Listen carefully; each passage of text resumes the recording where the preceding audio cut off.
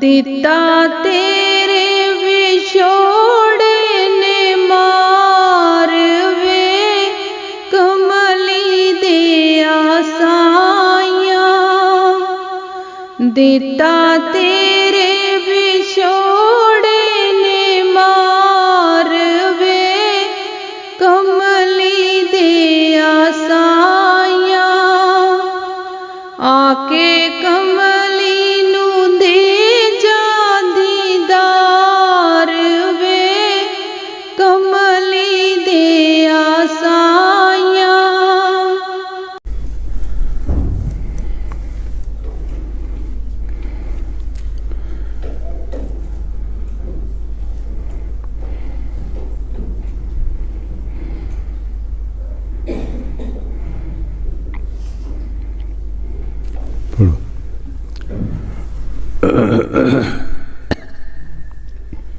बाणी स्वामी जी महाराज शब्द 18वां।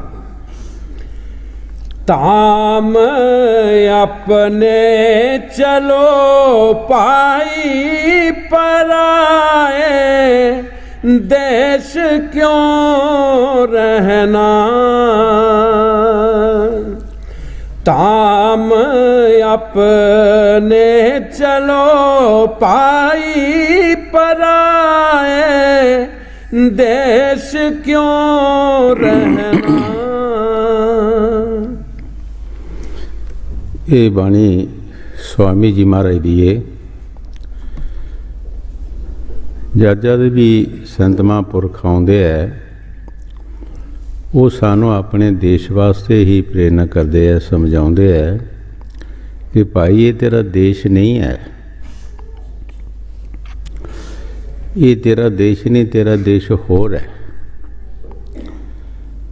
ये नाशवान देश है, कई बार बनया कई बार गिरया।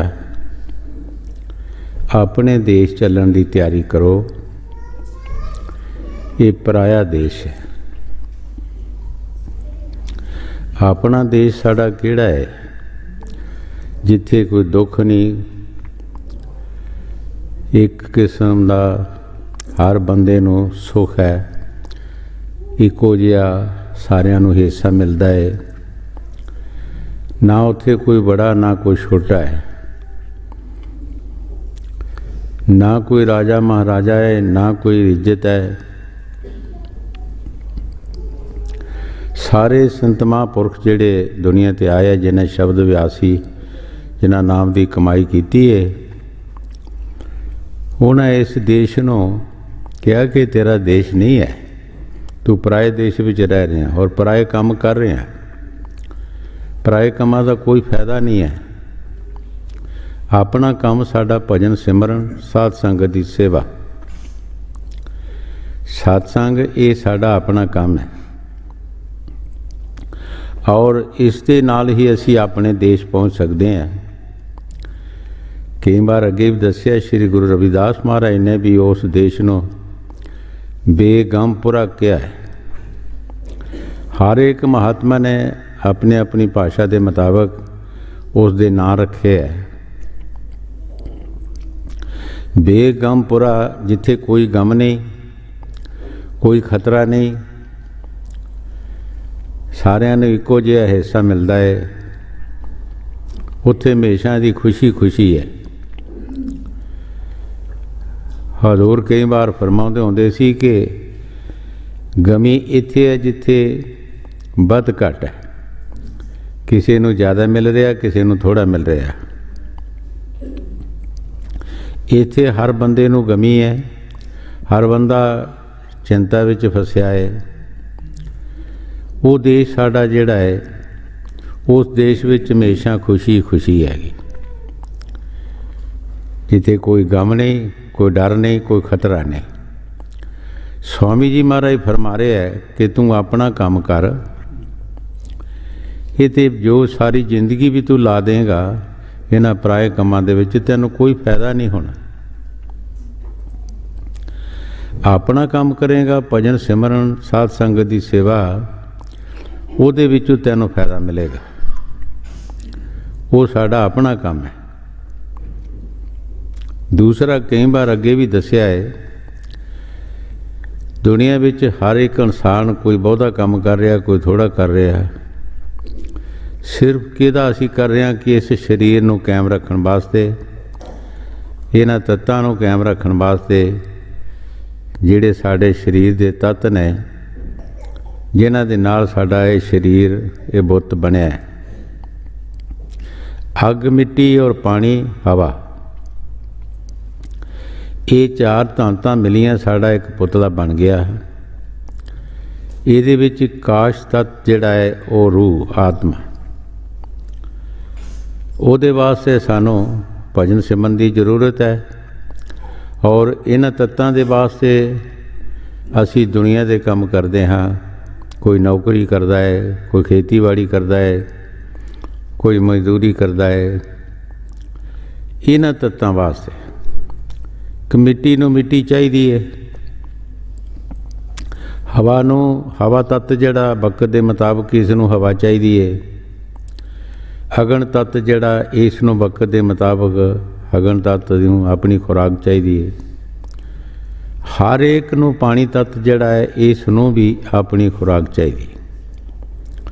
ਇਹਦੇ ਵਾਸਤੇ ਅਸੀਂ ਦੁਨੀਆ ਦੇ ਵਿੱਚ ਜਿਹੜੇ ਵੀ ਕੰਮ ਕਰ ਰਹੇ ਹਾਂ ਉਹ ਇਹਨਾਂ ਤੱਤਾਂ ਨੂੰ ਕਾਇਮ ਕਰਨ ਵਾਸਤੇ। ਜਿਹੜਾ ਸਾਡਾ ਅਸਲੀ ਕੰਮ ਹੈ ਉਹ ਹੈ ਭਜਨ ਸਿਮਰਨ ਔਰ ਸਾਧ ਸੰਗਤ ਦੀ ਸੇਵਾ, ਸਤਸੰਗ, ਜਿਸ ਦੇ ਨਾਲ ਸਾਨੂੰ ਹਮੇਸ਼ਾ ਵਾਸਤੇ ਸੁੱਖ ਮਿਲਣਾ ਹੈ। ਸਾਡੇ 84 ਦਾ ਚੱਕਰ ਜਿਹੜਾ ਖਤਮ ਹੋਣਾ ਹੈ, ਬਾਰੋਂ ਬਾਰ ਅਸੀਂ 84 ਵਿੱਚ ਆਉਂਦੇ ਜਾਂਦੇ ਹਾਂ ਔਰ ਇੱਕ ਜਨਮ ਨਹੀਂ ਕਈਆਂ ਜਨਮਾਂ ਦੇ ਵਿੱਚ ਅਸੀਂ ਆਉਂਦੇ ਹਾਂ ਔਰ ਹਰ ਜਨਮ ਦੇ ਵਿੱਚ ਸਾਨੂੰ ਦੁੱਖ ਮਿਲਦਾ ਹੈ, ਸੁੱਖ ਕਿਤੇ ਨਹੀਂ ਮਿਲਦਾ। ਇਹ ਜਨਮ ਆਖਰੀ ਸਾਨੂੰ ਮਿਲਿਆ, ਜਿਹੜਾ ਮਨੁੱਖਾ ਜਨਮ ਮਿਲਿਆ ਹੈ, ਇਹ ਆਖਰੀ ਜਨਮ ਹੈ। ਜਿਸ ਤਰ੍ਹਾਂ ਕੋਈ ਕਿਸੇ ਮਕਾਨ ਤੇ ਜਾਂਦਾ ਹੈ, ਆਖਰੀ ਡੰਡੇ ਤੇ ਪਹੁੰਚ ਜਾਂਦਾ ਪੌੜੀ ਤੇ। ਹੁਣ ਜੇ ਅੱਗੇ ਚਲਾ ਜਾਏ ਤਾਂ ਇਹਦਾ ਕੰਮ ਮੁੱਕ ਗਿਆ। ਜੇ ਉੱਥੋਂ ਗਿਰ ਗਿਆ ਤੇ ਫਿਰ ਇਸ ਨੂੰ ਥੱਲੇ ਆਉਣਾ ਪਿਆ। ਫਿਰ 84 ਦੇ ਚੱਕਰ ਵਿੱਚ ਇਸ ਨੂੰ ਪਾਉਣਾ ਪਏਗਾ ਔਰ ਕਈ ਜਨਮ ਇਹ ਆਏਗਾ ਔਰ ਕਈ ਜਨਮ ਜਾਏਗਾ। ਬੇਸਾਬ ਜਨਮ ਨੇ। ਕਈ ਵਾਰ ਅੱਗੇ ਵੀ ਦੱਸਿਆ ਕਿ ਸ੍ਰੀ ਸੁਖਦੇਵ ਜੀ ਵੇਦ ਵਿਆਸ ਰਿਸ਼ੀ ਦਾ ਲੜਕਾ ਸੀ, ਜਿਸ ਨੇ ਆਪਣੇ ਪਿਤਾ ਨੂੰ ਪਿਛਲੇ ਜਨਮਾਂ ਦਾ ਹਵਾਲਾ ਦੱਸਿਆ ਕਿ ਪਿਛਲੇ ਜਨਮ ਜਿਹੜੇ ਮੈਂ ਭੁਗਤਾਏ ਹੈ 105 ਜਨਮ 84 ਦੇ ਵਿੱਚ ਔਰ ਬੜੇ ਦੁੱਖਾਂ ਦੇ ਜਨਮ ਭੁਗਤਾਏ। 5 ਜਨਮਾਂ ਦਾ ਮੇਰਾ ਹਵਾਲਾ ਸੁਣ ਲਓ, ਅੱਗੇ 100 ਦਾ ਤੁਸੀਂ ਅੰਦਾਜ਼ਾ ਲਾ ਲਿਓ। ਆਪਣੇ ਪਿਤਾ ਨੂੰ ਕਿਹਾ, ਪਹਿਲਾ ਜਨਮ ਮੇਰਾ ਕੁੱਤੇ ਦਾ ਆਇਆ। ਇੱਕ ਮੈਦਾਨ ਵਿੱਚ ਮੈਂ ਸਾਹਿਬ ਸਵਾ ਲੇਟਿਆ ਸੀ, ਕਿਸੇ ਰਾਹੀ ਜਾਂਦੇ ਨੇ ਮੇਰੇ ਸਿਰ 'ਚ ਲਾਠੀ ਮਾਰੀ, ਮੇਰਾ ਸਿਰ ਪਾਟ ਗਿਆ, ਮੇਰੇ ਸਿਰ 'ਚ ਕੀੜੇ ਪੈ ਗਏ। ਜਿਸ ਘਰ ਮੈਂ ਜਾਵਾਂ ਉਹ ਅੱਗੇ ਲਾਠੀ ਲੈ ਕੇ ਤਿਆਰ ਹੋਵੇ। ਇੱਕ ਸਰੀਰ ਦਾ ਦੁੱਖ, ਇੱਕ ਪੇਟ ਦੀ ਭੁੱਖ, ਬਹੁਤ ਹੀ ਮੈਨੂੰ ਸਤਾਇਆ। ਸੁਦੁੱਖ ਨੇ ਮਾਲਕ ਨੇ ਦਇਆ ਕੀਤੀ, ਉਹ ਸਰੀਰ ਛੋਟਾ। ਦੂਸਰਾ ਜਨਮ ਘੋੜੇ ਦਾ ਆ ਗਿਆ। ਉਹ ਮਰਾਸ਼ੀਆਂ ਨੇ ਖਰੀਦ ਲਿਆ। ਮਰਾਸ਼ੀ ਪੱਠੇ ਪੁੱਠੇ ਦਾ ਪਾਣ ਨਹੀਂ, ਲਗਾਮ ਚਾੜ ਤੇ ਦਵਾੜਦੇ ਫਿਰਨ। ਉਹ ਵੀ ਜਨਮ ਮੈਂ ਬੜਾ ਔਖਾ ਕੱਢਿਆ।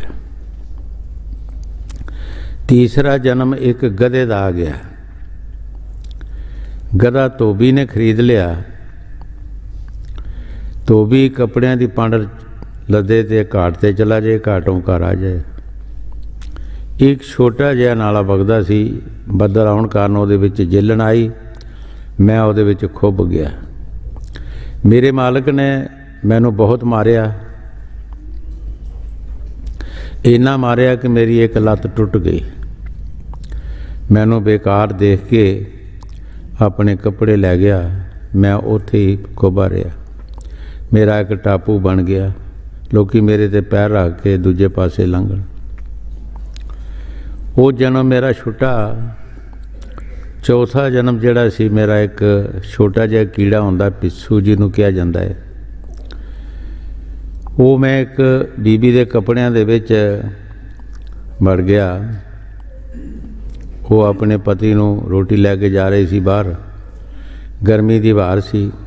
ਮੈਂ ਆਪਣੇ ਸੁਭਾਅ ਨਾਲ ਉਹਨੂੰ ਦੰਦੀ ਵੱਢੀ, ਉਸ ਨੇ ਖੁਰਕਿਆ, ਮੈਂ ਉਹਦੇ ਨਹੁੰ ਜੜ ਗਿਆ। ਪਿਤਾ ਜੀ ਉਹ ਮੈਨੂੰ ਮਲੀ ਜਾਵੇ, ਨਾ ਸੁੱਟੇ ਨਾ ਮਾਰੇ, ਮੇਰੀ ਜਾਨ ਨੱਕ ਆ ਗਈ। ਇੱਕ ਬਰੇਤੀ ਆਈ, ਅੱਗ ਵਰਗੀ ਤਪੀ ਹੋਈ ਸੀ, ਉਹਦੇ ਵਿੱਚ ਮੈਨੂੰ ਸੁੱਟ ਦਿੱਤਾ। ਮੈਂ ਧਾਨਾ ਦੀ ਤਰ੍ਹਾਂ ਪੁੱਜ ਗਿਆ ਉਹਦੇ 'ਚ। ਪੰਜਵਾਂ ਜਨਮ ਜਿਹੜਾ ਸੀ ਬਿੱਲੀ ਦੇ ਘਰ ਆ ਗਿਆ। ਜਦੋਂ ਮੈਂ ਪੈਦਾ ਹੋਵਾਂ, ਬਾਹਰਲਾ ਬਿੱਲਾ ਆਵੇ, ਮੇਰਾ ਗਲਾ ਕੋਟੇ ਦੇ ਮਾਰ ਦੇਵੇ। ਇਹ 5 ਜਨਮ ਮੇਰੇ ਤੁਸੀਂ ਦੇਖੋ ਕਿਤਨੇ ਔਖੇ ਹੈਗੇ, ਔਰ 100 ਦਾ ਤੁਸੀਂ ਅੰਦਾਜ਼ਾ ਲਾ ਲਓ। ਜਿਨ੍ਹਾਂ ਰਿਸ਼ੀਆਂ ਮੁਨੀਆਂ ਨੂੰ, ਸੰਤਾਂ ਮਹਾਂਪੁਰਖਾਂ ਨੂੰ ਪਤਾ ਹੈ 84 ਦਾ ਜਨਮਾਂ ਦਾ, ਉਹ ਸਾਨੂੰ ਆਪਣੀਆਂ ਬਾਣੀਆਂ ਰਾਹੀਂ ਸਮਝਾ ਰਹੇ ਹੈ ਕਿ ਭਾਈ ਆਪਣਾ ਕੰਮ ਕਰ, ਦੇਖੀ ਕਿਤੇ ਪਰਾਏ ਕੰਮ ਦੇ ਵਿੱਚ ਫੇਰ ਤੈਨੂੰ ਚੱਕਰ ਨਾ ਪੈ ਜਾਏ, ਤੈਨੂੰ ਉਹਨਾਂ ਜਨਮਾਂ ਵਿੱਚ ਨਾ ਜਾਣਾ ਪੈ ਜਾਏ। ਉਹ ਬੜਾ ਭਿਆਨਕ ਰਸਤਾ ਹੈ, ਬੜਾ ਦੁੱਖਾਂ ਦਾ ਰਸਤਾ ਹੈਗਾ। ਹਾਂਜੀ। धाम अपने चलो पाई पलाए, देश क्यों रहना, काम अपना करो जाई पराए, काम नहीं फसना। ਸਾਇੰਤ ਸਾਨੂੰ ਬੜੇ ਤਰੀਕੇ ਨਾਲ ਸਮਝਾਉਂਦੇ ਹੈ ਕਿ ਆਪਣਾ ਕੰਮ ਕਰੋ ਜਿਹਦੇ ਵਿੱਚ ਤੁਹਾਨੂੰ ਕੋਈ ਫਾਇਦਾ ਹੋਵੇ, ਪਰਾਏ ਕੰਮਾਂ ਦੇ ਵਿੱਚ ਨਾ ਫਸ। ਸਾਰੀ ਜ਼ਿੰਦਗੀ ਵੀ ਲਗਾ ਦੇਗਾ ਤੇ ਤੈਨੂੰ ਕੋਈ ਫਾਇਦਾ ਨਹੀਂ ਹੋਣਾ। ਸਾਡਾ ਆਪਣਾ ਕੰਮ ਭਜਨ ਸਿਮਰਨ, ਸਾਧ ਸੰਗਤ ਦੀ ਸੇਵਾ ਔਰ ਸਤਸੰਗ ਇਸ ਯੁੱਗ ਦੇ ਮੁਤਾਬਕ, ਕਿਉਂਕਿ ਪਿਛਲੇ ਯੁੱਗ ਜਿਹੜੇ ਸੀ, ਜਿਨ੍ਹਾਂ ਯੁੱਗਾਂ ਦੇ ਵਿੱਚ ਲੱਖਾਂ ਬਾਰੇ ਸਾਡੀਆਂ ਉਮਰਾਂ ਸਨ, ਉਹਨਾਂ ਦੇ ਸਾਧਨ ਹੋਰ ਸਨ। ਸਤਿਯੁਗ ਵਿੱਚ ਸਤ, ਤ੍ਰੇਤਾ ਵਿੱਚ ਤਪ, ਦੁਆਪਰ ਵਿੱਚ ਪੂਜਾ ਔਰ ਕਲਯੁਗ ਵਿੱਚ ਨਾਮ ਆਧਾਰ। ਕਲਯੁਗ ਜਿਹੜਾ ਹੈ, ਇਹਦੇ ਵਿੱਚ ਨਾਮ ਦੇ ਬਿਨਾਂ ਸਾਡਾ ਆਧਾਰ ਨਹੀਂ ਹੋ ਸਕਦਾ, ਕਿਉਂਕਿ ਸਾਡੀ ਉਮਰ ਬਹੁਤ ਥੋੜ੍ਹੀ ਹੈ। ਉਹਨਾਂ ਯੁੱਗਾਂ ਦੇ ਵਿੱਚ ਲੱਖਾਂ ਬਾਰੇ ਉਮਰਾਂ ਸਨ। ਇਸ ਯੁੱਗ ਦੇ ਵਿੱਚ ਕਾਲ ਭਗਵਾਨ ਨੇ 100 ਸਾਲ ਉਮਰ ਰੱਖੀ ਹੈ ਬੰਦੇ ਦੀ, ਉਹ ਵੀ ਕੋਈ ਬਿਰਲਾ ਬਿਰਲਾ ਹੀ 100 ਸਾਲ ਦਾ ਹੁੰਦਾ ਹੈ, ਆਮ ਨਹੀਂ। ਇਸ ਵਾਸਤੇ ਕਿ ਇਸ ਯੁੱਗ ਦੇ ਵਿੱਚ ਨਾਮ ਤੋਂ ਬਿਨਾਂ ਹੋਰ ਸੰਤ ਕਹਿੰਦੇ ਨਹੀਂ ਕੁਛ ਵੀ ਕਰ, ਕਿਸੇ ਕਰਮ ਕਾਂਡ ਵਿੱਚੋਂ ਤੈਨੂੰ ਕੁਛ ਨਹੀਂ ਮਿਲੇਗਾ। ਇਥੋਂ ਸਬੂਤ ਹੁੰਦਾ ਹੈ ਕਿ ਮਹਾਰਾਜ ਤੀਸਰੀ ਪਾਤਸ਼ਾਹੀ ਗੁਰੂ ਅਮਰਦਾਸ ਜੀ ਨੇ ਪਿਛਲੇ ਯੁੱਗਾਂ ਦੇ ਕਰਮ ਜਿਹੜੇ ਸੀ, ਉਹ ਪਹਿਲੀ ਅਵਸਥਾ ਦੇ ਵਿੱਚ ਉਹਨਾਂ ਨੇ ਕੀਤੇ ਹੈ, ਔਰ 22 ਵਾਰ ਉਹਨਾਂ ਨੇ ਤੀਰਥ ਯਾਤਰਾ ਕੀਤੀ ਹੈ, ਜਗ ਮੋਸ਼ੇ ਵੀ ਕੀਤੇ ਹੈ, ਹੋਰ ਵੀ ਕਈ ਕਰਮ ਕੀਤੇ, ਲੇਕਿਨ ਬਣਿਆ ਕੁਛ ਨਹੀਂ। ਆਖਰ ਉਹਨਾਂ ਨੂੰ ਮੁਰਸ਼ਦ ਦੇ ਪਾਸ ਆਉਣਾ ਪਿਆ। ਉਹਨਾਂ ਬਾਣੀ ਵਿੱਚ ਲਿਖਿਆ ਹੈ, ਐਸ ਯੁੱਗ ਕਾ ਧਰਮ ਪੜ੍ਹੋ ਭਾਈ, ਪੂਰੇ ਸਤਿਗੁਰ ਸੋਝੀ ਪਾਈ।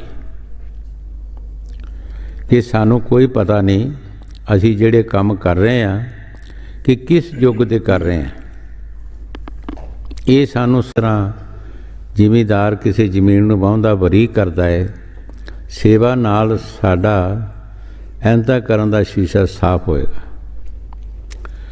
ਜਿਸ ਤਰ੍ਹਾਂ ਕੱਪੜੇ ਨੂੰ ਸਾਫ਼ ਕੀਤਾ ਜਾਂਦਾ ਔਰ ਨਾਮ ਜਿਹੜਾ ਹੈ ਉਹਦੇ ਨਾਲ ਫਿਰ ਰੰਗ ਦਿੱਤਾ ਜਾਏਗਾ। ਇਸ ਵਾਸਤੇ ਸਾਨੂੰ ਸੰਤ ਮਹਾਂਪੁਰਖ ਜਿਹੜੇ ਹੈ ਉਹ ਜੰਗਲਾਂ ਪਹਾੜਾਂ 'ਚ ਨਹੀਂ ਪਾਉਂਦੇ, ਸਾਨੂੰ ਹੋਰ ਕੋਈ ਕੰਮ ਨਹੀਂ ਦੱਸਦੇ, ਸਾਨੂੰ ਬਹੁਤ ਸ਼ਾਰਟਕਟ ਕੰਮ ਦੱਸ ਰਹੇ ਹੈ ਕਿ ਜਿਹੜੇ ਬਹੁਤ ਜਲਦੀ ਤੋਂ ਜਲਦੀ ਅਸੀਂ ਸਾਫ਼ ਵੀ ਹੋ ਸਕਦੇ ਹਾਂ, ਔਰ ਜਿਹੜੇ ਕਰਮ ਅਸੀਂ ਦੁਨੀਆ ਦੇ ਕਰਦੇ ਹਾਂ ਇਹਨਾਂ ਦੇ ਨਾਲ ਸਾਰੀ ਜ਼ਿੰਦਗੀ ਵੀ ਲਗਾ ਦਈਏ ਤੇ ਅਸੀਂ ਸਾਫ਼ ਨਹੀਂ ਹੋ ਸਕਦੇ। ਕਿਉਂ? ਇਹ ਬੜੇ ਲੰਬੇ ਕੋਰਸ ਨੇ ਔਰ ਇਹਨਾਂ ਦੇ ਵਿੱਚ ਹੰਕਾਰ ਤੇ ਮਾਣ ਆ ਜਾਂਦਾ ਹੈ। ਜਦੋਂ ਹੰਕਾਰ ਜਾਂ ਮਾਣ ਕਿਸੇ ਨੂੰ ਆ ਗਿਆ ਤਾਂ ਇਹਦਾ ਕੀਤਾ ਕਰਾਇਆ ਸਾਰਾ ਫਨਾ ਹੋ ਜਾਂਦਾ, ਸਾਰਾ ਮੈਲ ਨਾਲ ਮੁੜ ਕੇ ਹਜ਼ੂਰ ਕਈ ਵਾਰ ਫਰਮਾਉਂਦੇ ਹਾਥੀ ਨਹਾ ਧੋ ਕੇ ਫਿਰ ਮਿੱਟੀ 'ਚ ਲੇਟਦਾ ਹੈ, ਫਿਰ ਮਿੱਟੀ ਦੇ ਵਿੱਚ ਮਲ ਜਾਂਦਾ ਹੈ। ਉਹ ਹਾਲਤ ਸਾਡੀ ਹੋ ਜਾਂਦੀ ਹੈ। ਜੋ ਸੰਤ ਦੱਸਦੇ ਹੈ ਉਹ ਪਵਿੱਤਰ ਕਰ ਸਕਦੇ ਹੈ ਨਾਮ ਦੇ ਨਾਲ ਔਰ ਸਾਧ ਸੰਗਤ ਦੀ ਸੇਵਾ ਨਾਲ, ਔਰ ਜਲਦੀ ਤੋਂ ਜਲਦੀ ਸਾਡਾ ਕੰਮ ਬਣ ਸਕਦਾ ਹੈ। ਹਾਂਜੀ। काम अपना करो जाई पराए, काम नहीं फसना। नाम गुर का संभाले चल यही है दाम गठ बंधना। ਗੁਰੂ ਸਾਹਿਬ ਜੀ ਬੜੇ ਪਿਆਰ ਦੇ ਨਾਲ ਫਰਮਾ ਰਹੇ ਹੈ ਕਿ ਸਤਿਗੁਰ ਦੇ ਨਾਮ ਨੂੰ ਸੰਭਾਲਣਾ ਹੈ, ਇਹ ਤੇਰੀ ਅਸਲ ਜਾਇਦਾਦ ਹੈ। ਜਿਸ ਤਰ੍ਹਾਂ ਅਸੀਂ ਬਾਹਰਲੀ ਜਾਇਦਾਦ ਨੂੰ ਕਿਸੇ ਮਾਇਆ ਨੂੰ ਸੰਭਾਲਦੇ ਹਾਂ, ਇਹ ਵੀ ਸਾਡੀ ਅਸਲੀ ਮਾਇਆ ਹੈ, ਇਹਨੂੰ ਵੀ ਅਸੀਂ ਸੰਭਾਲਣਾ ਹੈ। ਇਹਦੇ ਵਾਸਤੇ ਚੋਰ ਕੌਣ ਨੇ? ਜਿਸ ਤਰ੍ਹਾਂ ਬਾਹਰਲੀ ਮਾਇਆ ਵਾਸਤੇ ਬਾਹਰਲੇ ਚੋਰ ਔਰ ਅੰਦਰਲੀ ਮਾਇਆ ਵਾਸਤੇ ਅੰਦਰਲੇ ਚੋਰ ਨੇ। ਇਹ ਅੰਦਰ ਸਾਡੇ ਕਾਮ ਕ੍ਰੋਧ ਮੋਹ ਲੋਭ ਹੰਕਾਰ ਚੋਰ ਬੈਠੇ, ਜਿਹੜੇ ਉਸ ਮਾਇਆ ਨੂੰ ਲੁੱਟਦੇ ਹੈ। ਕਈ ਵਾਰ ਅੱਗੇ ਵੀ ਦੱਸਿਆ ਹੈ 88,000 ਵਰਸ ਤਪੱਸਿਆ ਕੀਤੀ ਰਿਸ਼ੀ ਨੇ, ਲੇਕਿਨ ਚੋਰਾਂ ਨੇ ਲੁੱਟ ਲਿਆ, ਮਿੰਟਾਂ ਦੇ ਵਿੱਚ ਲੁੱਟ ਲਿਆ। 88,000 ਵਰਸ ਦੀ ਤਪੱਸਿਆ ਬਰਬਾਦ ਹੋ ਗਈ। ਰਾਜਾ ਇੰਦਰਾਪੁਰੀ ਦਾ ਰਾਜ ਕਰਦਾ ਹੋਇਆ ਚੋਰਾਂ ਨੇ ਲੁੱਟ ਲਿਆ। ਗੋਦਮ ਰਖੀ ਦੇ ਘਰ ਆ ਕੇ ਕੁਕਰ ਕਰਮ ਕੀਤਾ ਔਰ ਜ਼ਿੰਦਗੀ ਨੂੰ ਰੋਗ ਲਾ ਲਿਆ। ਪਰਾਸ਼ਰ ਰਿਸ਼ੀ ਜੀ ਤਪੱਸਿਆ ਕਰਕੇ ਪੂਰਾ ਆਪਣਾ ਸਾਧਨ ਕਰਕੇ ਜਾ ਰਹੇ ਸਨ, ਉਹ ਵੀ ਰਸਤੇ ਵਿੱਚ ਹੀ ਮਾਰਿਆ ਗਿਆ। ਕਿਉਂਕਿ ਸਾਡੇ ਦੁਸ਼ਮਣ ਸਾਡੇ ਅੰਦਰ ਨੇ। ਹਜ਼ੂਰ ਕਈ ਵਾਰ ਫਰਮਾਉਂਦੇ ਹੁੰਦੇ ਸੀ ਕਿ ਸਰਪ ਨੂੰ ਪਟਾਰੀ ਦੇ ਵਿੱਚ ਤੁਸੀਂ ਪਾ ਦਿਓ, ਬੰਦ ਕਰ ਦਿਓ, ਉਹਦਾ ਡਰ ਨਹੀਂ ਮੁੱਕ ਸਕਦਾ। ਖਤਰਾ ਹੈ, ਕਿਸੇ ਵੇਲੇ ਵੀ ਪਟਾਰੀ ਵਿੱਚੋਂ ਨਿਕਲ ਕੇ ਡੰਗ ਕਰ ਸਕਦਾ। ਜਦ ਤੱਕ ਉਹਦੇ ਮੂੰਹ ਦੇ ਵਿੱਚੋਂ ਉਹਦੇ ਦੰਦ ਜਾਂ ਉਹ ਜ਼ਹਿਰ ਦਾ ਛਾਲਾ ਨਾ ਕੱਢਿਆ ਜਾਵੇ, ਇੰਨੇ ਚਿਰ ਉਹਦਾ ਡਰ ਨਹੀਂ ਮੁੱਕ ਸਕਦਾ। ਅੱਗ ਦੇ ਉੱਤੇ ਤੁਸੀਂ ਸਵਾਹ ਮਿੱਟੀ ਪਾ ਦਿਓ, ਦੱਬ ਦਿਓ, ਫਿਰ ਵੀ ਉਹਦਾ ਖਤਰਾ ਨਹੀਂ ਮੁੱਕ ਸਕਦਾ। ਕਿਸੇ ਵਕਤ ਵੀ ਹਨੇਰੀ ਆ ਕੇ ਉਹ ਸਵਾਹ ਮਿੱਟੀ ਉੱਡ ਜਾਂਦੀ ਹੈ ਔਰ ਅੱਗ ਫਿਰ ਮੱਕ ਜਾਏਗੀ। ਇਸ ਵਾਸਤੇ ਸੰਤ ਮਹਾਂਪੁਰਖ ਸਾਨੂੰ ਇਹੀ ਸਮਝਾਉਂਦੇ ਹੈ ਕਿ ਇਹਨਾਂ ਚੀਜ਼ਾਂ ਨੂੰ ਅਸੀਂ ਇਹਨਾਂ ਦੇ ਪਾਣੀ ਪਾ ਕੇ ਇਹਨਾਂ ਨੂੰ ਖਤਮ ਕਰਨਾ ਹੈ। ਇਹ ਕਦੇ ਵੀ ਇਹਨਾਂ ਦਾ ਖਤਰਾ ਨਹੀਂ ਮੁੱਕ ਸਕਦਾ। ਪਾਣੀ ਕਿਹੜਾ ਹੈ? ਇਹਨਾਂ ਵਾਸਤੇ ਨਾਮ। ਜਿਉਂ-ਜਿਉਂ ਸਿੱਖ ਨਾਮ ਜਪਦਾ ਹੈ, ਇਹ ਸਾਰੀਆਂ ਸ਼ਕਤੀਆਂ ਜਿਹੜੀਆਂ ਨੇ ਇਹ ਖਤਮ ਹੋਣਾ ਸ਼ੁਰੂ ਹੋ ਜਾਂਦੀਆਂ ਨੇ। ਵੇਖ ਸੇ ਅੰਮ੍ਰਿਤ ਪਿਆ ਜਬ ਰਾਮ ਨਾਮ ਲਿਵ ਲੱਗੇ। ਉਹ ਵਿਖਿਆ ਜਿਹੜੀ ਸਾਡੇ ਅੰਦਰ ਉਹੀ ਬਦਲ ਜਾਂਦੀ ਹੈ। ਸਾਡੇ ਦੁਸ਼ਮਣ ਸਾਰੇ ਬਦਲ ਜਾਣਗੇ। ਕਾਮ ਕ੍ਰੋਧ ਮੋਹ ਲੋਭ ਹੰਕਾਰ ਜਿਹੜੇ ਸਾਡੇ ਅੰਦਰ, ਇਹ ਸਾਰੇ ਬਦਲ ਜਾਣਗੇ। ਇਹਨਾਂ ਦੀ ਤਾਕਤ ਜਿਹੜੀ ਖਤਮ ਹੋ ਜਾਏਗੀ। ਪਰ ਕਿਸ ਚੀਜ਼ ਦੇ ਨਾਲ? ਭਜਨ ਨਾਲ, ਈਸ਼ਵਰ ਦੀ ਭਗਤੀ ਦੇ ਨਾਲ। ਇਹ ਗੱਲਾਂ ਬਾਤਾਂ ਦਾ ਮਜਬੂਰ ਨਹੀਂ ਹੈ। ਹਾਂਜੀ। नाम गुर का संभाले चल यही है दाम गठ बंधना। जगत का रंग सब मैला तुला ले, मान ये कहना।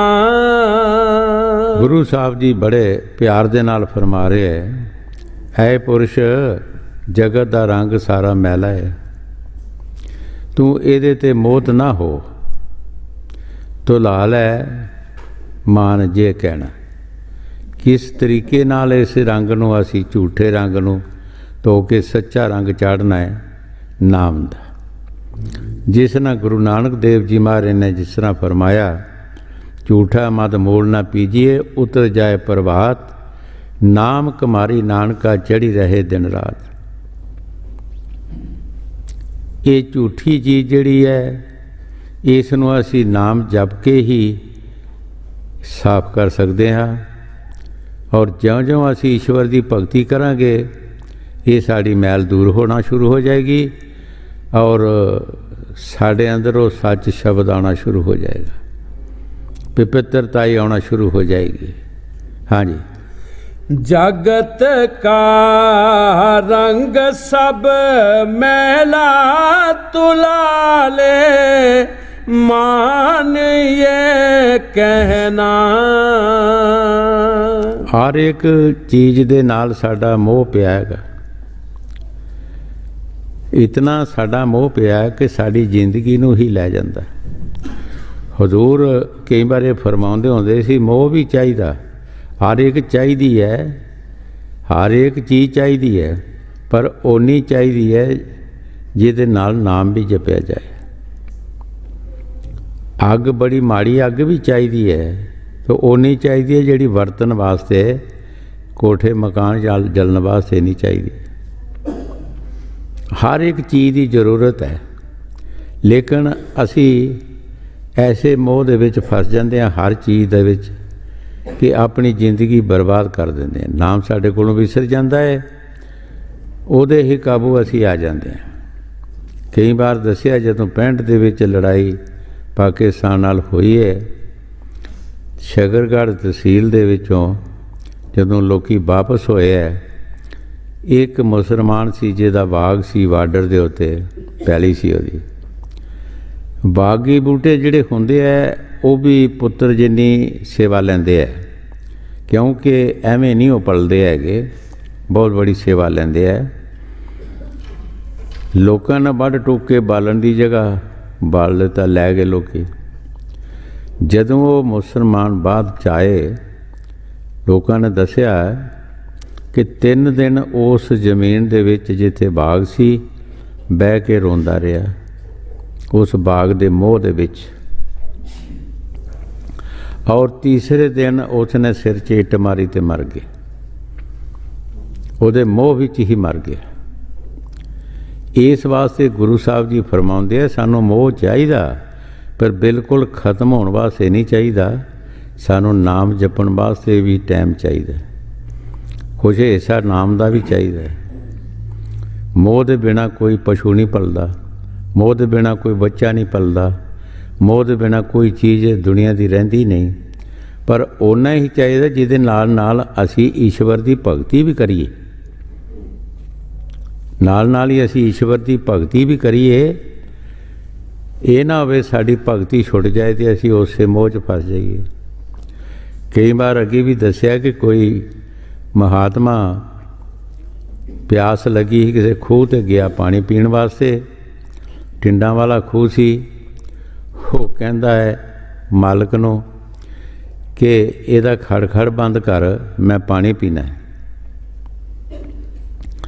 ਉਸ ਨੇ ਕਿਹਾ, ਮਹਾਤਮਾ ਜੀ ਜੇ ਮੈਂ ਖੜਖੜ ਬੰਦ ਕੀਤਾ ਤੇ ਪਾਣੀ ਵੀ ਬੰਦ ਹੋ ਜਾਣਾ, ਕਿਉਂ ਟਿੰਡਾਂ ਵਾਲੇ ਖੂਹ ਜਿਹੜਾ ਹੁੰਦਾ ਉਹਦੀ ਛੇੜ ਹੁੰਦੀ ਹੈ ਜਦੋਂ ਉਹ ਵਗਦਾ ਹੈ, ਤੇ ਜੇ ਮੈਂ ਇਹਨੂੰ ਬੰਦ ਕਰ ਦਿੱਤਾ ਤੇ ਪਾਣੀ ਵੀ ਬੰਦ ਹੋ ਜਾਣਾ। ਤੁਸੀਂ ਪੀਣਾ ਕੀ ਹੈ? ਤੁਸੀਂ ਇਸ ਖੜਖੜ ਦੇ ਵਿੱਚ ਪਾਣੀ ਪੀ ਲਓ। ਉਹਨਾਂ ਦੀ ਮਿਸਾਲ ਕੀ ਸੀ ਕਿ ਇਸ ਦੁਨੀਆ ਦੇ ਕਾਰੋਬਾਰ ਕਰਦੇ ਹੋਈ ਜੋ ਕੁਛ ਵੀ ਅਸੀਂ ਕਰਦੇ ਹਾਂ, ਇਹਨਾਂ ਦੇ ਨਾਲ ਨਾਲ ਹੀ ਅਸੀਂ ਨਾਮ ਵੀ ਜਪ ਲਈਏ। ਈਸ਼ਵਰ ਦੀ ਭਗਤੀ ਵੀ ਕਰ ਲਈਏ। ਜੇ ਕਹੀਏ ਕਿ ਅਸੀਂ ਇਹਨਾਂ ਨੂੰ ਮੁਕਾ ਕੇ ਵਿਹਲੇ ਹੋ ਕੇ ਈਸ਼ਵਰ ਦੀ ਭਗਤੀ ਕਰਾਂਗੇ ਤਾਂ ਵਿਹਲੇ ਅਸੀਂ ਹੋ ਨਹੀਂ ਸਕਦੇ। ਇੱਕ ਮੁਸਲਮਾਨ ਫਕੀਰ ਨੇ ਫਰਮਾਇਆ ਹੈ, ਦੁਨੀਆ ਦੀ ਚਾਦਰ ਐਸੀ ਹੈ ਕਿ ਜੇ ਪੈਰ ਖੱਟੋ ਤੇ ਸਿਰ ਨੰਗਾ, ਜੇ ਸਿਰ ਖੱਟੋ ਤੇ ਪੈਰ ਨੰਗੇ। ਪੂਰੀ ਕਰਦਿਆਂ ਕਰਦਿਆਂ ਹੀ ਬੰਦਾ ਦੁਨੀਆ ਤੋਂ ਚਲਾ ਜਾਂਦਾ ਹੈ, ਇਹ ਪੂਰੀ ਹੁੰਦੀ ਨਹੀਂ। ਕੋਈ ਵੀ ਖਾਸ ਬੰਦੇ ਦੀ ਜਿਹੜੀ ਹੈ, ਕੋਈ ਕਿਸੇ ਨੂੰ 100 ਸਾਲ ਦੇ ਬੰਦੇ ਨੂੰ ਪੁੱਛੋ ਕਿ ਤੇਰੀਆਂ ਖਾਸ਼ਾਂ ਪੂਰੀਆਂ ਹੋਈਆਂ,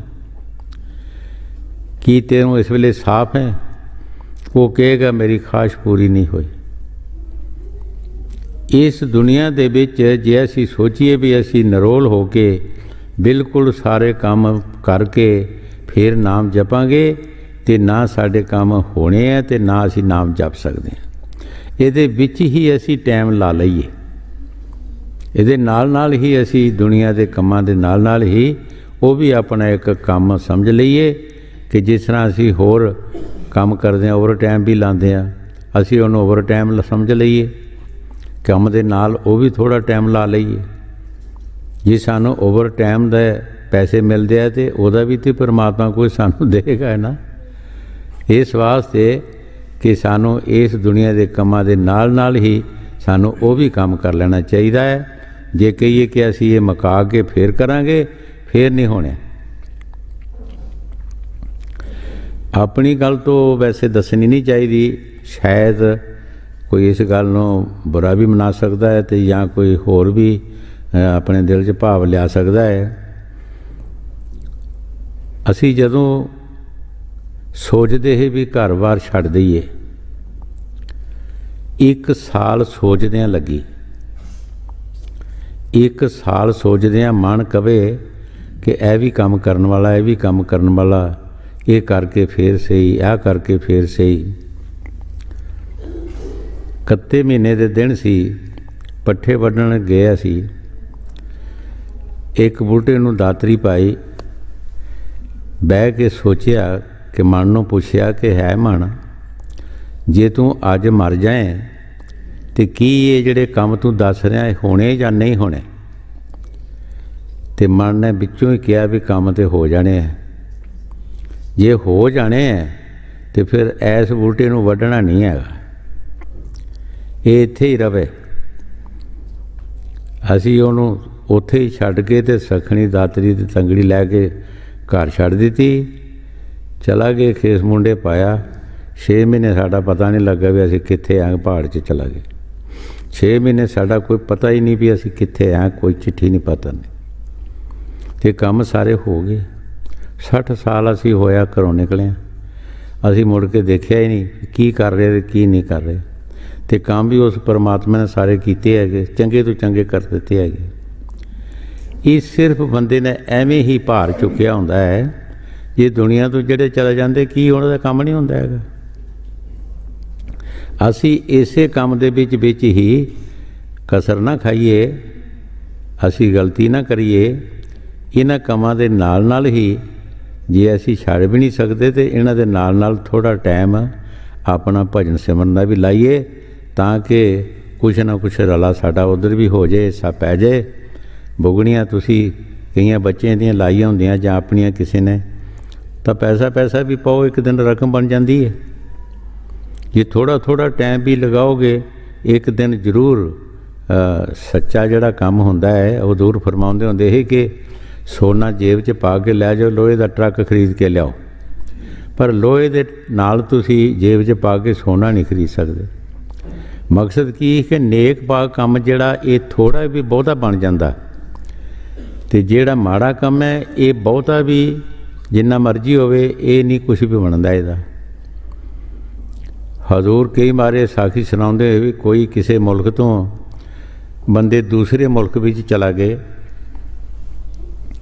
ਉੱਥੇ ਜਾ ਕੇ ਨੌਕਰ ਹੋ ਗਏ। ਇੱਕ ਪਾਤਸ਼ਾਹ ਦਾ ਨੌਕਰ ਹੋ ਗਿਆ, ਪਾਤਸ਼ਾਹ ਦਾ ਨੌਕਰ ਹੋ ਗਿਆ। ਪਰ ਉਹ ਜਿਹੜਾ ਪਾਤਸ਼ਾਹ ਸੀ ਉਸ ਨੇ ਮਜ਼ਹਬੀ ਕਿਤਾਬਾਂ ਬਣਾ ਕੇ ਤੇ ਨੌਕਰ ਦੇ ਹੱਥ ਦੇ ਕੇ ਬਾਜ਼ਾਰ ਵੇਚਦਾ ਹੁੰਦਾ ਸੀ। ਆਪਣਾ ਨਾਂ ਨਹੀਂ ਸੀ ਰੱਖਦਾ, ਤੇ ਉਹਦੇ ਤੋਂ ਗੁਜ਼ਾਰਾ ਕਰਦਾ ਸੀ।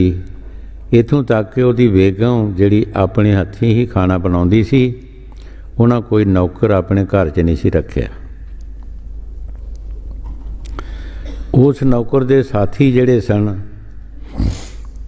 ਕੁਛ ਦਿਨਾਂ ਦੇ ਬਾਅਦ ਜਦੋਂ ਤਿਆਰ ਹੋਏ ਵੀ ਵਾਪਸ ਚਲੀਏ ਆਪਣੇ ਦੇਸ਼ ਨੂੰ,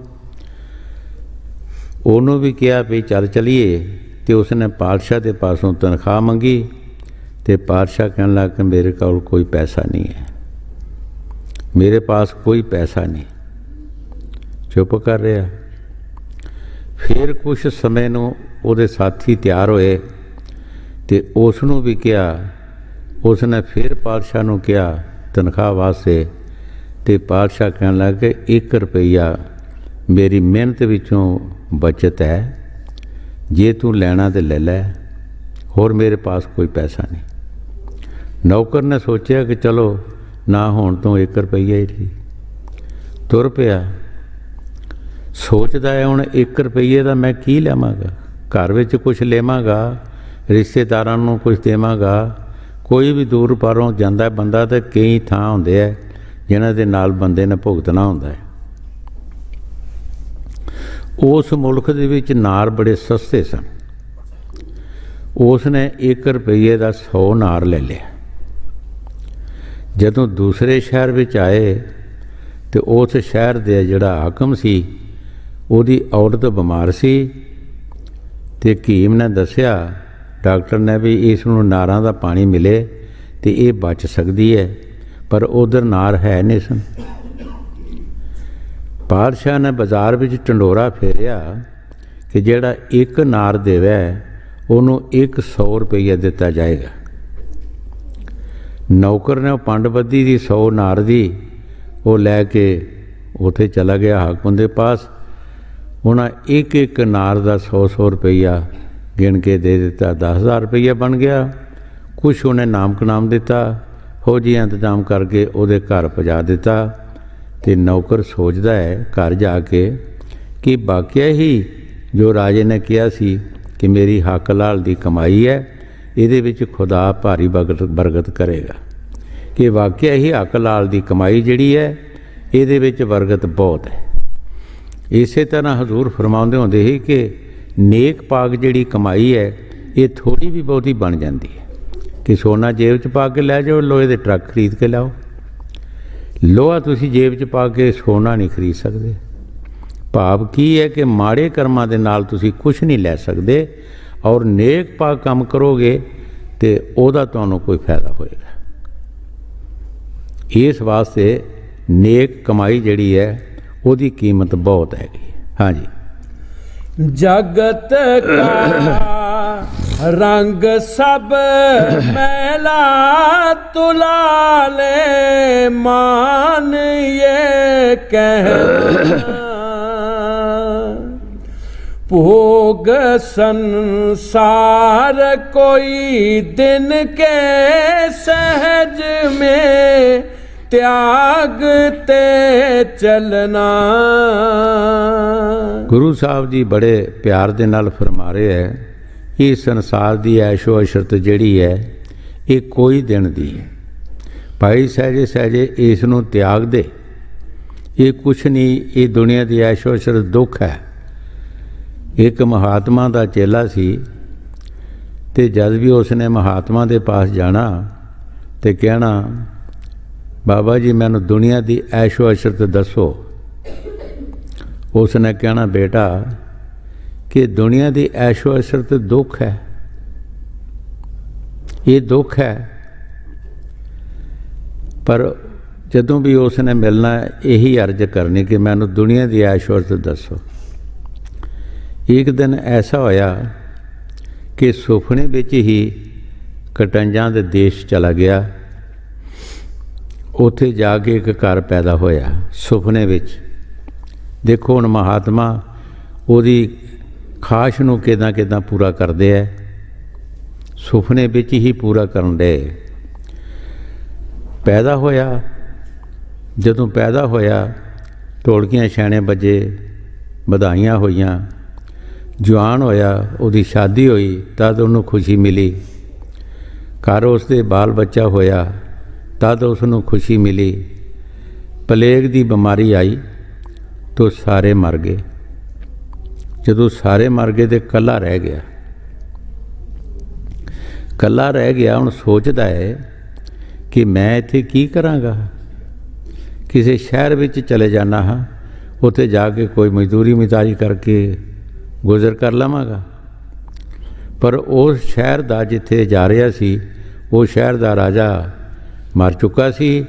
ਪਿਛਲੇ ਜ਼ਮਾਨੇ ਵਿੱਚ ਹੁੰਦਾ ਸੀ, ਜੇ ਕੋਈ ਰਾਜਾ ਕਿਸੇ ਨੂੰ ਆਪਣੀ ਹੱਥੀਂ ਆਪਣਾ ਕੰਮ ਸੌਂਪ ਕੇ ਨਾ ਜਾਵੇ ਤਾਂ ਵਜ਼ੀਰ ਦੀਵਾਨ ਜਿਤਨੇ ਵੀ ਹੁੰਦੇ ਸੀ ਉਹ ਇੱਕ ਹਾਥੀ ਸ਼ਿੰਗਾਰ ਕੇ ਅਤੇ ਸੁਬਾਹ ਦੇ ਟਾਈਮ ਸ਼ਹਿਰ ਵਿੱਚ ਫੇਰਦੇ ਕਿ ਜਿਹੜਾ ਪਹਿਲਾਂ ਸ਼ਹਿਰ ਵਿੱਚ ਕੋਈ ਸੁਬਾਹ ਹੀ ਲੱਭ ਜਾਏ ਉਹਨੂੰ ਰਾਜਾ ਬਣਾ ਦਿੰਦੇ ਸਨ।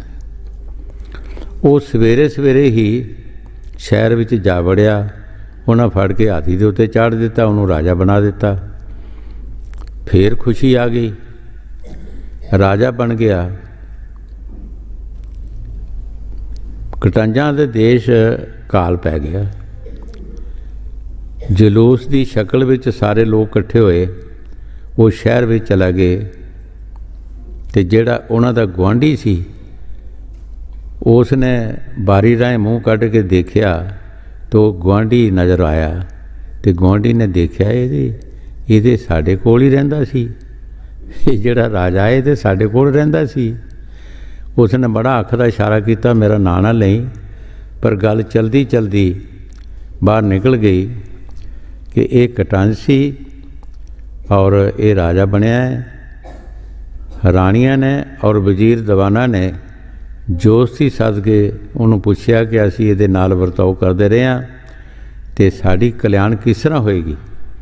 ਜੋਸ਼ੀ ਨੇ ਕਿਹਾ ਕਿ ਇੱਕ ਚਿਖਾ ਬਣਾਓ, ਉਹਦੇ ਵਿੱਚ ਤੁਸੀਂ ਸਾਰੇ ਸੜ ਕੇ ਮਰ ਜਾਓ ਤਾਂ ਤੁਹਾਡੀ ਕਲਿਆਣ ਹੋਏਗੀ। ਜਦੋਂ ਉਹ ਸਾਰੇ ਮਰ ਗਏ, ਰਾਜੇ ਨੇ ਪੁੱਛਿਆ ਵੀ ਇਹ ਕਿਉਂ ਮਰਿਆ ਹੈ ਅਤੇ ਕਿਸੇ ਨੇ ਦੱਸਿਆ ਜੀ ਤੁਹਾਡੇ ਵਾਸਤੇ ਮਰਿਆ ਹੈ। ਮੇਰੇ ਵਾਸਤੇ ਮਰਿਆ ਹੈ। ਉਹਨੇ ਵੀ ਜਾ ਕੇ ਉਹਦੇ 'ਚ ਛਾਲ ਮਾਰੀ, ਜੇ ਮੇਰੇ ਵਾਸਤੇ ਇਹ ਮਰੇ ਮੈਂ ਇਹਨਾਂ ਵਾਸਤੇ ਮਰ ਜਾਂਦਾ। ਇਹ ਸੁਪਨੇ ਵਿੱਚ ਹੀ ਸਾਰੀ ਗੱਲ ਹੋ ਰਹੀ ਹੈ। ਉੱਧਰੋਂ ਉਹਨੂੰ ਜਾਗ ਆ ਗਈ। ਜਦੋਂ ਜਾਗ ਆਈ, ਸਾਰਾ ਸੁਪਨਾ ਦੇਖਿਆ ਕਿ ਕੀ ਬਣਿਆ ਮੇਰੇ ਨਾਲ। ਟਰਾਈ ਕਰਨ ਵਾਸਤੇ ਉਸ ਦੇਸ਼ ਚਲਾ ਗਿਆ। ਹੁਣ ਜਦੋਂ ਉਹ ਪਿੰਡ ਵਿੱਚ ਗਿਆ, ਦੇਖਿਆ ਉਹਦਾ ਥੇ ਪਿਆ ਸੀ, ਗੁਆਂਢੀ ਵੀ ਲੱਭਣ, ਬਾਕਵਸਣ ਮਕਾਨ ਵੀ ਆਪਣਾ ਜਿਹੜਾ ਸੀ ਉਹ ਟੁੱਟਾ ਭੱਜਾ ਪਿਆ ਸੀ। ਪੁੱਛਦਾ ਹੈ ਕਿ ਇਸ ਮਕਾਨ ਵਿੱਚ ਕੌਣ ਰਹਿੰਦਾ ਸੀ। ਉਹਨਾਂ ਗੁਆਂਢੀਆਂ ਦੱਸਿਆ ਵੀ ਇੱਥੇ ਫਲਾਣਾ ਬੰਦਾ ਸੀ। ਅਤੇ ਕੀ ਹੋਇਆ ਸੀ? ਕਹਿੰਦੇ ਕਿ ਪਲੇਗ ਦੀ ਬਿਮਾਰੀ ਆਈ ਅਤੇ ਉਹਦਾ ਸਾਰਾ ਬਾਲ ਬੱਚਾ ਮਰ ਗਿਆ ਸੀ। ਅਤੇ ਫਿਰ ਉਹ ਇੱਕ ਸ਼ਹਿਰ ਵਿੱਚ ਚਲਾ ਗਿਆ ਸੀ ਅਤੇ ਸ਼ਹਿਰ ਦਾ ਰਾਜਾ ਬਣ ਗਿਆ। ਅਤੇ ਫਿਰ ਕੀ ਹੋਇਆ? ਕਹਿੰਦੇ ਫਿਰ ਉਹ ਵਜ਼ੀਰ ਦੀਵਾਨ ਅਤੇ ਰਾਣੀਆਂ ਨੇ ਚਿਖਾ ਦੇ ਵਿੱਚ ਸੜ ਕੇ ਮਰ ਗਏ ਸਨ ਅਤੇ ਉਹ ਵੀ ਉਸੇ ਚਿਖਾ ਵਿੱਚ ਛਾਲ ਮਾਰ ਕੇ ਮਰ ਗਿਆ ਸੀ। ਪਿੰਡ ਦੀ ਟਰਾਈ ਕੀਤੀ, ਫਿਰ ਸ਼ਹਿਰ 'ਚ ਚਲਾ ਗਿਆ। ਸ਼ਹਿਰ ਚਲਾ ਗਿਆ ਅਤੇ ਸ਼ਹਿਰ ਦੇ ਲੋਕਾਂ ਨੂੰ ਪੁੱਛਣ ਲੱਗਾ ਵੀ ਇੱਥੇ ਜਿਹੜਾ ਰਾਜਾ ਸੀ ਉਹ ਕਿਸ ਤਰ੍ਹਾਂ ਹੋਇਆ ਅਤੇ ਕੀ ਹੋਇਆ ਹੈਗਾ, ਕਿਸ ਤਰ੍ਹਾਂ ਮਰਿਆ। ਫਿਰ ਲੋਕਾਂ ਨੇ ਸਾਰੀ ਕਹਾਣੀ ਦੱਸੀ। ਜਦੋਂ ਦੱਸੀ ਫਿਰ ਵਾਪਸ ਆ ਗਿਆ। ਜਦੋਂ ਫਿਰ ਮਹਾਤਮਾ ਨੂੰ ਮਿਲਿਆ ਅਤੇ ਮਹਾਤਮਾ ਨੂੰ ਕਹਿੰਦਾ, ਬਾਬਾ ਜੀ ਮੈਨੂੰ ਦੁਨੀਆ ਦੀ ਐਸ਼ੋ ਇਸ਼ਰਤ ਦੱਸੋ। ਉਹਨੇ ਕਿਹਾ, ਬੇਟਾ ਅਜੇ ਕੋਈ ਕਸਰ ਰਹਿੰਦੀ ਹੈ? ਕੋਈ ਕਸਰ ਰਹਿੰਦੀ ਹੈ ਐਸ਼ੋ ਇਸ਼ਰਤ ਵਿੱਚ? ਕਿੱਥੇ ਜਾ ਕੇ ਤੂੰ ਪੈਦਾ ਹੋਇਆ? ਢੋਲਕੀਆਂ ਛੈਣੇ ਵੱਜੇ, ਖੁਸ਼ੀਆਂ ਹੋਈਆਂ, ਤੇਰੇ ਘਰ ਬਾਲ ਬੱਚਾ ਹੋਇਆ, ਖੁਸ਼ੀ ਹੋਈ।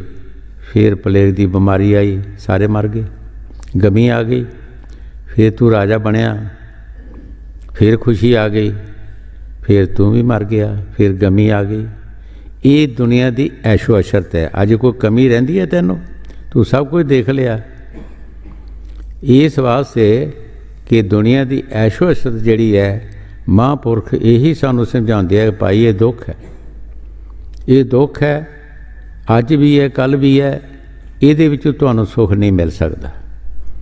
ਤੁਸੀਂ ਉਹ ਖੁਸ਼ੀ ਲਓ ਜਿਹੜੀ ਹਮੇਸ਼ਾ ਵਾਸਤੇ ਤੁਹਾਡੇ ਪਾਸ ਰਹੇ ਔਰ ਤੁਸੀਂ ਖੁਸ਼ ਰਹੋ, ਜਿਹਦੇ ਵਿੱਚ ਕਦੀ ਵੀ ਤੁਹਾਨੂੰ ਦਿਲਗਿਰੀ ਨਹੀਂ ਆਉਣੀ ਚਾਹੀਦੀ ਹੈ।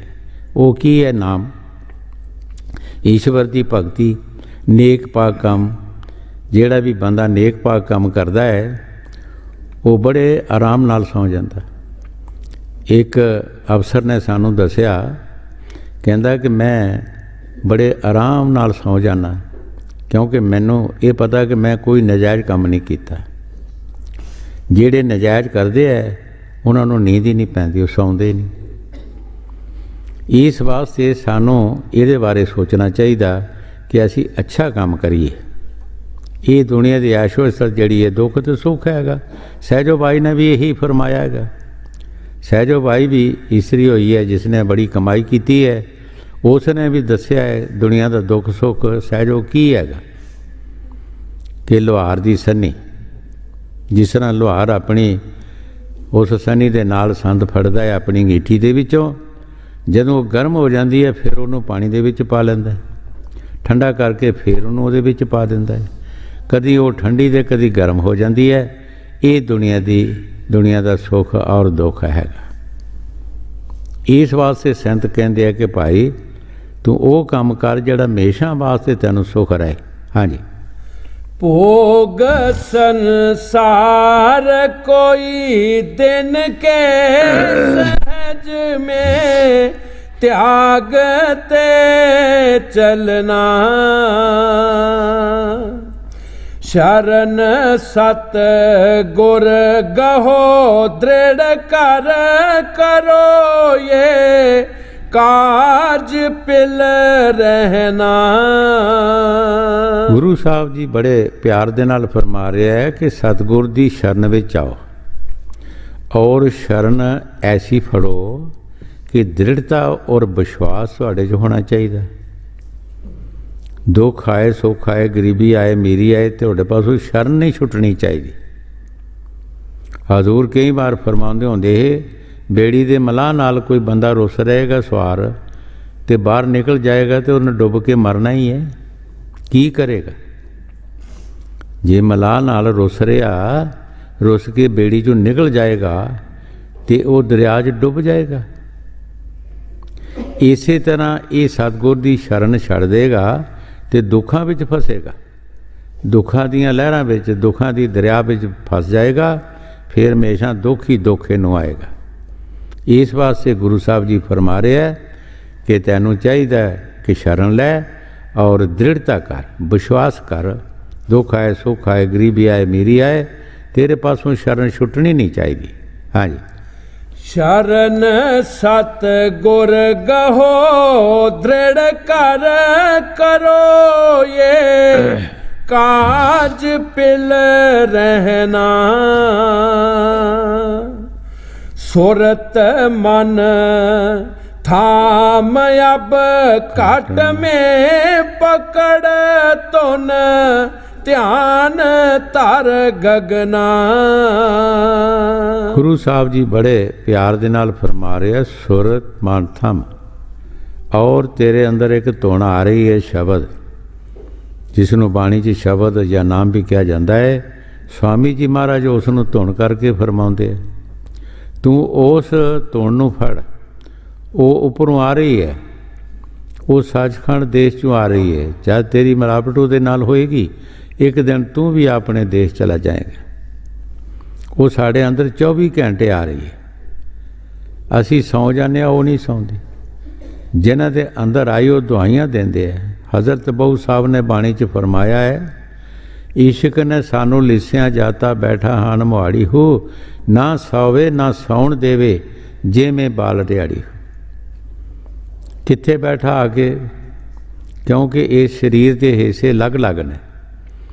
ਇਹ ਆਵਾਜ਼ ਸੁਣਨ ਵਾਸਤੇ ਇਹਦੇ ਦਰਵਾਜ਼ੇ 2 ਕੰਨ ਨੇ, ਦੇਖਣ ਵਾਸਤੇ 2 ਦਰਵਾਜ਼ੇ ਅੱਖਾਂ ਨੇ। ਹਰ ਇੱਕ ਸਰੀਰ ਦਾ ਹਿੱਸਾ ਅਲੱਗ-ਅਲੱਗ ਕੰਮ ਵਾਸਤੇ।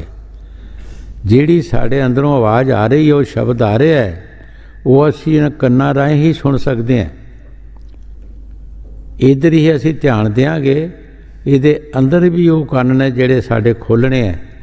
ਇਹ ਬਾਹਰਲੇ ਕੰਨ ਨੇ, ਬਾਹਰ ਕੇ ਦਰਵਾਜ਼ੇ ਬੰਦ ਕਰ और अंदर के दरवाजे खोल। ਇਹ ਸਾਡੇ ਬਾਹਰਲੇ ਦਰਵਾਜ਼ੇ ਜਿਹੜੇ ਹੈ ਇਹ ਬੰਦ ਹੋਣਗੇ, ਫਿਰ ਸਾਡਾ ਅੰਦਰਲਾ ਦਰਵਾਜ਼ਾ ਖੁੱਲ੍ਹ ਜਾਏਗਾ। ਉਹ ਸ਼ਬਦ ਸਾਡੇ ਅੰਦਰ ਜਾਰੀ ਹੋ ਜਾਏਗਾ। 24 ਘੰਟੇ ਉਹ ਸ਼ਬਦ ਆ ਰਹੇ। ਹਜ਼ਰਤ ਬਹੂ ਸਾਹਿਬ ਜੀ ਬਾਣੀ 'ਚ ਫਰਮਾਉਂਦੇ ਹੈ ਕਿ ਸ਼ਬਦ ਨੇ ਸਾਨੂੰ ਲਿਸਿਆ ਜਾਂਦਾ ਬੈਠਾਣ ਵਾਲੀ, ਉਹ ਆਣੀ ਨਾ ਸਾਨੂੰ ਸੌਣ ਦਿੰਦਾ ਹੈ ਅਤੇ ਨਾ ਆਪੇ ਸੌਂਦਾ ਹੈ। ਜਿਹਦੇ ਦਰਵਾਜ਼ੇ ਨੂੰ ਕੋਈ ਛੇੜਖਾਨੀ ਕਰਦਾ ਰਹੇ, ਕੀ ਅੰਦਰ ਬੰਦਾ ਸੌਂ ਸਕਦਾ ਹੈ? ਉਹ ਕਿੱਦਾਂ ਸਵੇਗਾ? ਇਹ ਸਾਡੇ ਕੰਨ ਦਰਵਾਜ਼ੇ ਜਿਹੜੇ ਹੈ, ਜਦੋਂ ਉਹ ਸ਼ਬਦ ਆਉਣਾ ਸ਼ੁਰੂ ਹੋ ਜਾਂਦਾ ਹੈ ਅਤੇ ਇਹਦੇ ਵਿੱਚ ਘੰਟੀਆਂ ਵੱਜਣਾ ਸ਼ੁਰੂ ਹੋ ਜਾਂਦੀਆਂ ਨੇ, ਇਹਦੇ 'ਚ ਬਾਜੇ ਵੱਜਣਾ ਸ਼ੁਰੂ ਹੋ ਜਾਂਦੇ ਹੈ। ਫਿਰ ਜਿੰਨਾ ਮਰਜ਼ੀ ਅੱਗੇ ਪਿੱਛੇ ਕਰੇ, ਫਿਰ ਉਹ ਨਹੀਂ ਹਟਦੇ। ਜਿਨ੍ਹਾਂ ਦੇ ਅੰਦਰ ਵੱਜੀਆਂ ਨੇ ਉਹਨਾਂ ਬਾਣੀ 'ਚ ਲਿਖਿਆ ਹੈਗਾ। ਹਜ਼ਰਤ ਬਹੂ ਸਾਹਿਬ ਜੀ ਫਰਮਾਉਂਦੇ ਹੈ, ਹਾਂਜੀ, ਸੁਰਤ ਮਨ ਥਾਮ ਅਬ ਘਟ ਮੈਂ ਪਕੜ ਤੁਨ ਧਿਆਨ ਧਰ ਗਗਨਾ फंसे तुम जाल में पारी बिना इस जुगत नहीं खुलना। ਗੁਰੂ ਸਾਹਿਬ ਜੀ ਬੜੇ ਪਿਆਰ ਦੇ ਨਾਲ ਫਰਮਾ ਰਹੇ ਹੈ ਕਿ ਤੁਸੀਂ ਬੜੇ ਜਾਲ ਵਿੱਚ ਫਸੇ ਹੋ ਔਰ ਇਸ ਜੁਗਤੀ ਦੇ ਬਿਨਾ ਤੁਸੀਂ ਖੁੱਲ੍ਹ ਨਹੀਂ ਸਕਦੇ। ਬਿਨਾ ਨਾਮ ਜਪਣ ਦੇ ਅਸੀਂ ਖੁੱਲ੍ਹ ਨਹੀਂ ਸਕਦੇ। ਆਪਣਾ ਜਾਲ ਅਸੀਂ ਬਣਾਇਆ, ਆਪ ਵਿੱਚ ਫਸ ਗਏ। ਇੱਕ ਛੋਟਾ ਜਿਹਾ ਕੀੜਾ ਮੱਕੜੀ ਹੁੰਦਾ ਹੈ, ਉਹਦੇ ਮੂੰਹ ਵਿੱਚੋਂ ਤਾਰ ਨਿਕਲਦੀ ਹੈ, ਉਹ ਬੜੀ ਸੋਹਣੀ ਆਪਣੀ ਉਸ ਮੂੰਹ 'ਚੋਂ ਤਾਰ ਕੱਢ ਕੇ ਜਾਲ ਜਿਹਾ ਬਣਾਉਂਦਾ ਹੈ ਔਰ ਫਿਰ ਉਹਦੇ ਵਿੱਚ ਹੀ ਫਸ ਜਾਂਦਾ ਹੈ। ਲੱਤਾਂ ਫਸ ਜਾਂਦੀਆਂ, ਫੰਗ ਫਸ ਜਾਂਦੇ ਹੈ, ਤੜਫ ਤੜਫ ਕੇ ਮਰ ਜਾਂਦਾ ਹੈ। ਗੁਰੂ ਸਾਹਿਬ ਜੀ ਫਰਮਾਉਂਦੇ ਹੈ ਕਿ ਤੂੰ ਆਪਣਾ ਜਾਲ ਆਪ ਬਣਾਇਆ ਹੈ ਔਰ ਇਹ ਜੁਗਤੀ ਜਿਹੜੀ ਸੰਤ ਦੱਸਦੇ ਹੈ, ਇਸ ਜੁਗਤੀ ਦੇ ਬਿਨਾਂ ਤੂੰ ਨਿਕਲ ਨਹੀਂ ਸਕਦਾ। अगर ये जुगती करेगा तो आस्ते आस्ते तू निकल जाएगा। हाँ जी। फंसे तुम जाल में पारी बिना इस जुगत नहीं खुलना। गुरु अब दया कर कहते मान ये बात चित तरना। स्वामी जी महाराज बड़े प्यार दे नाल फरमा रहे हैं कि असी तेन बड़े प्यार दे नाल समझा रहे हैं, तू थोड़ा ध्यान दे इस पासे। जो भी असी तेन वचन दस रहे हैं तू अपने अंदर बिठाने की कोशिश कर ते इस तू फायदा लै। महापुरख जद जद भी दुनिया च आउंदे है सानू यही समझाउंदे है कि जो भी असी तैनू समझा रहे हैं तू वो वचन साढ़े अपने अंदर बिठा। हाँ जी। गुरु अब दया कर कहते मान ये बात चित तरना। पाटक में क्यों उमर खोते कहीं नहीं ठीक तुम रखना। गुरु साहब जी बड़े प्यार दे नाल फरमा रहे हैं कि तू भटकदा भटकदा अपनी उम्र क्यों बर्बाद करदा है। ऐस भटकना दे विचों तैनूं कुछ नहीं मिलना। तू क्यों अपनी जिंदगी बर्बाद करदा है। ये जो समा तैनूं मिलिया ये बड़े भागां दे नाल मिलिया। ये मनुष्य जन्म जिहड़ा सानूं मिलिया बड़े साढ़े उच्चे कर्म होए है। परमात्मा ने साढ़े ते बड़ी दया कीती है, सानूं ये जन्म मिलिया। अगर असी इस जन्म का फायदा ना लवांगे तो फिर सानू उसे जेल विच जाना पएगा। हाँ जी। बसो तुम आए नैनन में सिमट कर एक यहाँ होना। गुरु साहब जी बड़े प्यार दे नाल फरमा रहे हैं कि आओ अपनी अखां 'च बसो आके। अपनी अखां दे विच बसो, सिमट करके एक होवो। कई बार अगे भी दसिया जदों बेबे नानकी ने ਗੁਰੂ ਨਾਨਕ ਦੇਵ ਨੂੰ ਯਾਦ ਕੀਤਾ ਤੇ ਅੱਖਾਂ 'ਚੋਂ ਪਾਣੀ ਵਗਣਾ ਸ਼ੁਰੂ ਹੋ ਗਿਆ। ਤੇ ਜਿਹੜੀਆਂ ਕੋਲ ਬੀਬੀਆਂ ਬੈਠੀਆਂ ਸੀਆਂ ਉਹ ਕਹਿਣ ਲੱਗੀਆਂ ਕਿ ਪਤਾ ਨਹੀਂ ਉਹ ਸਾਧੂ ਹੈ, ਖਰੇ ਕਿੱਥੇ ਹੈ ਤੇ ਕਿੱਥੇ ਨਹੀਂ, ਤੂੰ ਇੱਥੇ ਉਹਨੂੰ ਯਾਦ ਕਰ ਰਹੀ ਹੈ। ਉਸ ਨੇ ਉਸ ਵਕਤ ਕਿਹਾ ਕਿ ਇਸ ਵਕਤ ਮੇਰਾ ਵੀਰ ਮੈਨੂੰ ਦੂਰ ਨਹੀਂ ਨਜ਼ਰ ਆਉਂਦਾ, ਮੇਰੀਆਂ ਅੱਖਾਂ ਦੇ ਵਿੱਚ ਹੀ ਘੁੰਮ ਰਿਹਾ ਹੈਗਾ, ਮੇਰੀਆਂ ਅੱਖਾਂ ਦੇ ਵਿੱਚ ਘੁੰਮ ਰਿਹਾ, ਮੈਨੂੰ ਦੂਰ ਨਜ਼ਰ ਨਹੀਂ ਆਉਂਦਾ। ਕਿਉਂ? ਪਿਆਰ ਸੀ ਜਿਹੜਾ, ਉਸ ਪਿਆਰ ਨੇ ਬਿਲਕੁਲ ਸਫਾਈ ਕਰ ਦਿੱਤੀ, ਅੱਖਾਂ ਦੀ ਸਫਾਈ ਕਰ ਦਿੱਤੀ। ਉਧਰ ਗੁਰੂ ਨਾਨਕ ਦੇਵ ਜੀ ਮਹਾਰਾਜ ਨੇ ਵੀ ਮਰਦਾਨੇ ਨੂੰ ਕਿਹਾ, ਮਰਦਾਨਿਆ ਬੇਬੇ ਨਾਨਕੀ ਸਾਨੂੰ ਯਾਦ ਕਰਦੀ ਹੈ। ਮਹਾਰਾਜ ਕਿਤਨਾ ਸਫ਼ਰ ਹੈ, ਕੋਈ 1400 ਮੀਲ ਦੇ ਕਰੀਬ ਹੈ, ਕਿਸ ਤਰ੍ਹਾਂ ਅਸੀਂ ਜਾਵਾਂਗੇ? ਮਰਦਾਨਿਆ ਤੂੰ ਅੱਖਾਂ ਮੀਟ। ਪੌਣਹਾਰੀ ਹੀ ਗੁਰੂ ਸਾਹਿਬ ਜੀ ਸ਼ਬਦ ਸਰੂਪ ਹੋ ਕੇ ਬੇਬੇ ਨਾਨਕੀ ਦੇ ਵਿਹੜੇ ਆ ਗਏ। ਇਸ ਵਾਸਤੇ ਗੁਰੂ ਸਾਹਿਬ ਜੀ ਫਰਮਾਉਂਦੇ ਹੈ ਕਿ ਭਾਈ ਆਪਣੀਆਂ ਅੱਖਾਂ 'ਚ ਆ ਜਾ, ਇਹਨਾਂ ਨੂੰ ਸਾਫ਼ ਕਰ, ਤੇਰੇ ਅੰਦਰ ਹੀ ਸਭ ਕੁਝ ਹੈ, ਤੇਰੇ ਬਾਹਰ ਕੁਛ ਨਹੀਂ ਹੈਗਾ। ਹਾਂਜੀ। दुई यहाँ दूर हो जावे दृष्टि, जोत में तरना। गुरु साहब जी फरमा रहे हैं कि दुई तेरे अंदर ਜਿਹੜੀ दुई है वो दूर हो जाएगी और तेरे अंदर वो जोत एक आ रही है, तेरा कनशकन ਉਹਦੇ ਨਾਲ जुड़ जाएगा, तू एकता ਵਿੱਚ आ जाएगा। हाँ जी। श्याम तज सेत को गहना, सुरत को तान तुन सुनना। ਇੱਥੇ ਗੁਰੂ ਸਾਹਿਬ ਜੀ ਕੀ ਫਰਮਾ ਰਹੇ ਹੈ ਕਿ ਆਪਣੇ ਉਸ ਸ਼ਬਦ ਨੂੰ, ਸੁਰਤ ਨੂੰ ਬਿਲਕੁਲ ਟੈਨਸ਼ਨ ਕਰਕੇ ਆਲਸੀ ਨਾ ਬਣੀ ਤੇ ਤਾਣ ਕੇ ਬਿਲਕੁਲ ਉਸ ਸ਼ਬਦ ਨੂੰ ਸੁਣ ਹੁਸ਼ਿਆਰੀ ਦੇ ਨਾਲ। ਅਸੀਂ ਜਦ ਭਜਨ ਬੈਠਦੇ ਹਾਂ 10 ਮਿੰਟ ਬੈਠ ਕੇ ਸਾਡੇ ਉੱਤੇ ਆਲਸ ਪੈ ਜਾਂਦਾ, ਅਸੀਂ ਮੂੰਦੇ ਹੋ ਜਾਂਦੇ ਹਾਂ, ਸੌ ਜਾਂਦੇ ਹਾਂ ਚੁੱਪ ਕਰਕੇ। ਹੈ ਜੀ। ਗੁਰੂ ਸਾਹਿਬ ਜੀ ਕੀ ਫਰਮਾ ਰਹੇ ਹੈ ਕਿ ਤਾਣ ਕੇ ਸੁਰਤ ਨੂੰ ਚੰਗੀ ਤਰ੍ਹਾਂ ਹੋਸ਼ ਵਾਸ਼ ਦੇ ਵਿੱਚ ਤੂੰ ਉਹ ਸ਼ਬਦ ਸੁਣ, ਤੇਰੇ ਅੰਦਰ ਉਹ ਸ਼ਬਦ ਆ ਰਿਹਾ। ਹਾਂਜੀ। बंक के द्वार तस बैठो, त्रैकुटी जाए कर लेना। कितना पढ़ दो, पढ़ दो। सोन चढ़ जात सो पाई, सुरत से मान सर नाना। महासुन चौक अंधेरा, वहाँ से जा गुफा बसना। लोक चौथे चलो सज के गहो, वहाँ जाए तुन बीना। अलख और अगम के पारा, जब एक महल दिखलाना। वही राधा स्वामी से मिलना हुआ, मन आज अत मगना।